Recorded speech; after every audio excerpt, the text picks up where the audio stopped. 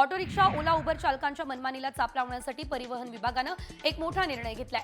जादा भाडं आकारणाऱ्या ऑटो रिक्षा, ओला, उबर चालकांची थेट व्हॉट्सअपवरती तक्रार करता येईल।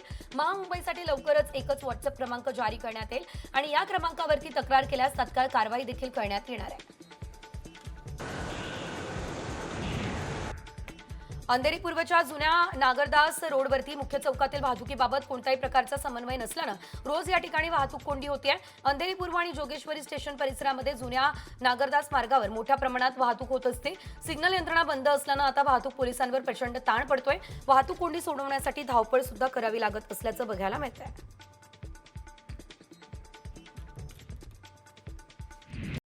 कॉमस्कोर नुसार आता isakal.com आहे देशातील नंबर 1 ची मराठी न्यूज वेबसाईट। प्रत्येक अपडेटसाठी isakal.com ला नक्की भेट द्या।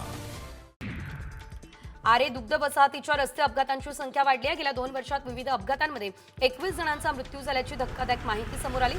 खोदकामांमुळे रस्त्यांवर खड्डे पडले, रस्त्याच्या दुतर्फा रेती, माती आणि दगडधोंड्यांचा ढीग देखील पडलेला आहे।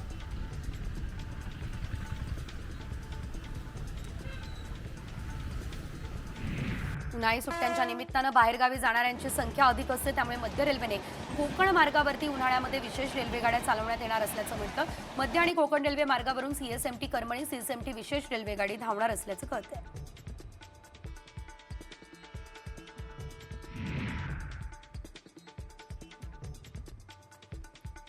मुंबई नागपूर, मुंबई आणि पुणे, नागपूर पुणे या दरम्यान उन्हाळी विशेष 98 रेल्वेगाड्या सुरू होणार आहे। उन्हाळी सुट्ट्यांमध्ये प्रवाशांची वाढती मागणी लक्षात घेता मध्य रेल्वे नागपूर विभागानं मुंबई, पुणे आणि नागपूर दरम्यान विशेष गाड्या सुरू करण्याचा निर्णय घेतलेला आहे।